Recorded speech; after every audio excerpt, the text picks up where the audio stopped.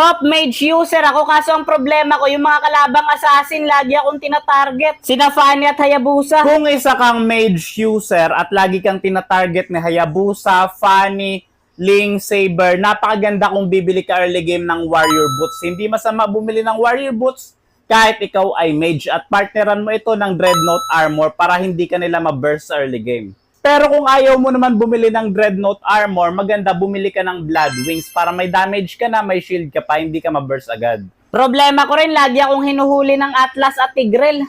Nahihirapan ka kapag may mga setter yung kalaban, ikaw yung tinatarget, bumili ka ng Winter Crown para kapag nakapag-frozen ka, hindi ka matamaan ng set. Bakit minsan wala akong damage sa mga matitigas na tank?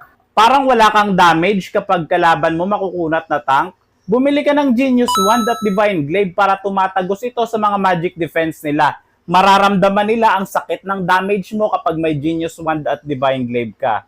Ang hirap din pag may Estes at Florim kalaban. Kapag mga healers may sustain naman yung kalaban, bumili ka ng Glowing Wand. Ganun lang kasimple. Salamat, Prop. Sabihin ko sa mga kaibigan ko, i-follow ka. Oy, salamat yung ifa-follow ako ng mga kaibigan mo. Follow nyo na rin ako guys para marami kayong matutunan. Sana makalis na ako sa Epic ngayong season, Prop.